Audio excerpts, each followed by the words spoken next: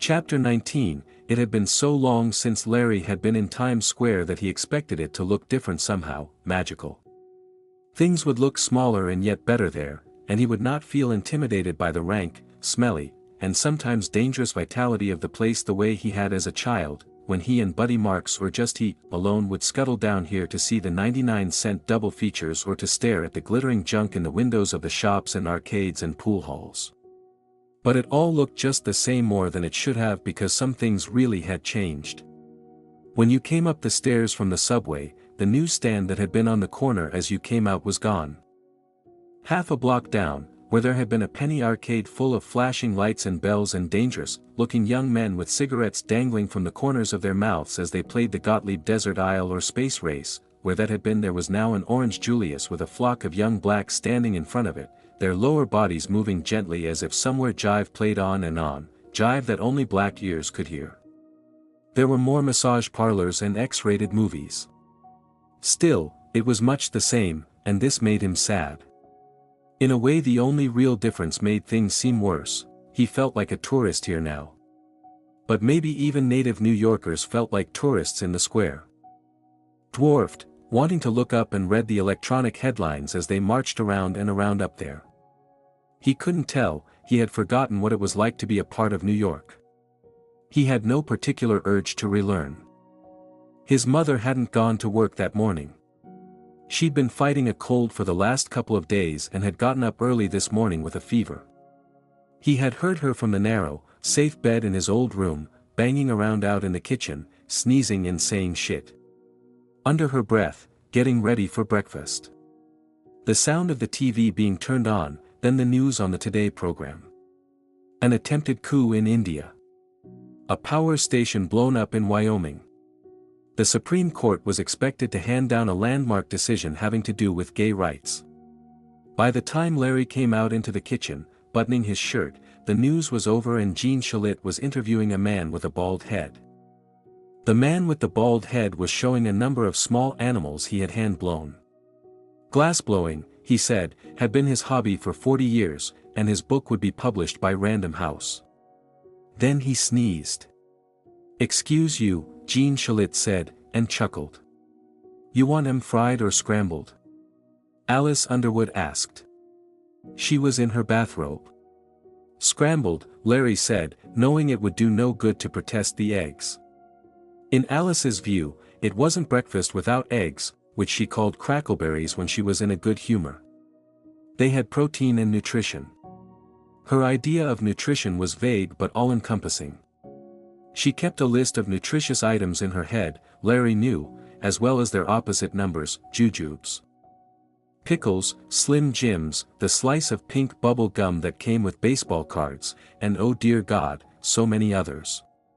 He sat down and watched her make the eggs, pouring them into the same old black skillet, stirring them with the same wife whisk that she had used to stir his eggs when he had been going to the first grade at PS 162. She pulled her hanky out of her bathrobe pocket, coughed into it, sneezed into it, and muttered shit indistinctly into it before putting it back. "Day off, Mom. I called in sick. This cold wants to break me. I hate to call in sick on Fridays, so many do, but I've got to get off my feet. I'm running a fever. Swollen glands, too. Did you call the doctor?" "When I was a charming maid, doctors made house calls," she said. "Now if you're sick, you have to go to the hospital emergency room. That, or spend the day waiting for some quack to see you in one of those places where they're supposed to have walk-in medical care. Walk in and get ready to collect your Medicare, that's what I think. Those places are worse than the Green Stamp Redemption Center a week before Christmas. I'll stay home and take aspirin, and by tomorrow this time I'll be on the downhill side of it." He stayed most of the morning, trying to help out. He lugged the TV in by her bed, the cord standing out heroically on his arms. "You're going to give yourself a hernia so I can watch Let's Make a Deal," she sniffed, brought her juice and an old bottle of NyQuil for her stuffiness, and ran down to the market to get her a couple of paperbacks. After that there wasn't much for them to do except get on each other's nerves. She marveled how much poorer the TV reception was in the bedroom, and he had to bite back an acid comment to the effect that poor reception was better than no reception at all. Finally he said he might go out and see some of the city. "That's a good idea," she said with obvious relief. "I'm going to take a nap." "You're a good boy, Larry." So he had gone down the narrow stairs, the elevator was still broken, and onto the street, feeling guilty relief. The day was his, and he still had some cash in his pocket. But now, in Times Square, he didn't feel so cheerful. He wandered along, his wallet long since transferred to a front pocket. He paused in front of a discount record store, transfixed by the sound of his own voice coming from the battered overhead speakers. The bridge verse. "I didn't come to ask you to stay all night, or to find out if you've seen the light. I didn't come to make a fuss or pick a fight. I just want you to tell me if you think you can, baby. Can you dig your man? Dig him, baby, baby. Can you dig your man? That's me," he thought, looking vacantly in at the albums, but today the sound depressed him. Worse, it made him homesick. He didn't want to be here under this gray washed-up sky, smelling New York exhaust, one hand constantly playing pocket pool with his wallet to make sure it was still there. New York, thy name is paranoia. Suddenly where he wanted to be was in a West Coast recording studio, making a new album. Larry quickened his step and turned in at an arcade. Bells and buzzers jangled in his ears, there was the amplified, ripping growl of a Death Race 2000 game, complete with the unearthly, electronic screams of the dying pedestrians. Neat game, Larry thought, soon to be followed by Dachau 2000. They'll love that one. He went to the change booth and got $10 in quarters. There was a working phone kiosk next to the Beef North Brew across the street, and he direct-dialed Jane's place from memory. Jane's was a poker parlor where Wayne Stuckey sometimes hung out. Larry plugged quarters into the slot until his hand ached, and the phone began to ring 3,000 miles away. A female voice said, "Jane's. We're open." "To anything?" he asked. Low and sexy. "Listen, wise guy, this isn't, hey, is this Larry?" "Yeah, it's me." "Hi, Arlene. Where are you?" "Nobody's seen you, Larry." "Well, I'm on the East Coast," he said cautiously. "Somebody told me there were bloodsuckers on me and I ought to get out of the pool until they dropped off." "Something about a big party?" "Yeah. I heard about that," she said. "Big spender. Is Wayne around, Arlene?" "You mean Wayne Stuckey?" "I don't mean John Wayne, he's dead." "You mean you haven't heard?" "What would I hear? I'm on the other coast." "Hey, he's okay, isn't he?" "He's in the hospital with this flu bug. Captain Trips, they're calling it out here. Not that it's any laughing matter. A lot of people have died with it, they say. People are scared, staying in. We've got 6 empty tables, and you know Jane's never has empty tables." "How is he?" "Who knows? They've got wards and wards of people and none of them can have visitors. It's spooky, Larry. And there are a lot of soldiers around." "On leave?" "Soldiers on leave don't carry guns or ride around in convoy trucks. A lot of people are really scared. You're well off out where you are. Hasn't been anything on the news. Out here there's been a few things in the papers about getting flu boosters, that's all. But some people are saying the army got careless with one of those little plague jars. Isn't that creepy? It's just scare talk. There's nothing like it where you are." "No," he said, and then thought of his mother's cold. And hadn't there been a lot of sneezing and hacking going on in the subway? He remembered thinking it sounded like a TB ward. But there were plenty of sneezes and runny noses to go around in any city. Cold germs are gregarious, he thought. They like to share the wealth. Janie herself isn't in. Arlene was saying. "She's got a fever and swollen glands," she said. "I thought that old whore was too tough to get sick." 3 minutes are up, signal went through, the operator broke in. Larry said, "Well, I'll be coming back in a week or so, Arlene. We'll get together, fine by me. I always wanted to go out with a famous recording star. Arlene. You don't by any chance know a guy named Dewey the Deck, do you? Oh. She said in a very startled way. Oh wow. Larry. What, thank God you didn't hang up. I did see Wayne, just about 2 days before he went into the hospital. I forgot all about it. Oh, gee. Well, what is it? It's an envelope. He said it was for you, but he asked me to keep it in my cash drawer for a week or so, or give it to you if I saw you. He said something like he's goddamn lucky Dewey the Deck isn't collecting it instead of him. What's in it? He switched the phone from one hand to the other. Just a minute. I'll see. There was a moment of silence, then ripping paper. Arlene said, it's a savings account book. First Commercial Bank of California. There's a balance of, wow. Just over $13,000. If you ask me to go somewhere Dutch, I'll brain you. You won't have to, he said, grinning. Thanks, Arlene. Hang on to that for me, now. No, I'll throw it down a storm drain. Asshole. It's so good to be loved. She sighed. You're too much, Larry. I'll put it in an envelope with both our names on it. Then you can't duck me when you come in. I wouldn't do that, sugar. They hung up and then the operator was there, demanding $3 more for Ma Bell.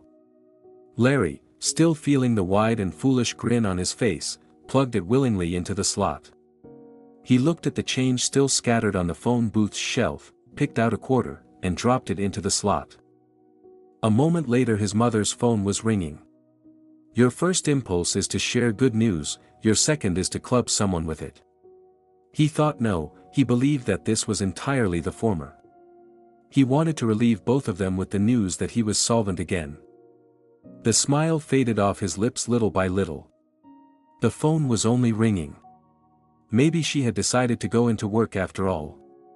He thought of her flushed, feverish face, and of her coughing and sneezing and saying shit impatiently into her handkerchief. He didn't think she would have gone in. The truth was, he didn't think she was strong enough to go in.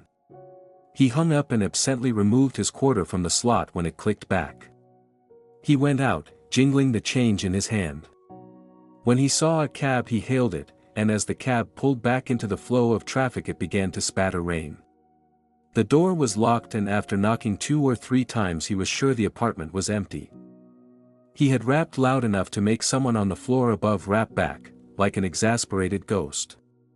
But he would have to go in and make sure, and he didn't have a key. He turned to go down the stairs to Mr. Freeman's apartment, and that was when he heard the low groan from behind the door. There were 3 different locks on his mother's door, but she was indifferent about using them all in spite of her obsession with the Puerto Ricans. Larry hit the door with his shoulder and it rattled loudly in its frame. He hit it again and the lock gave. The door swung back and banged off the wall. Mom. That groan again.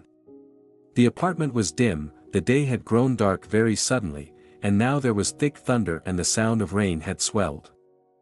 The living room window was half open, the white curtains bellying out over the table, then being sucked back through the opening and into the air shaft beyond.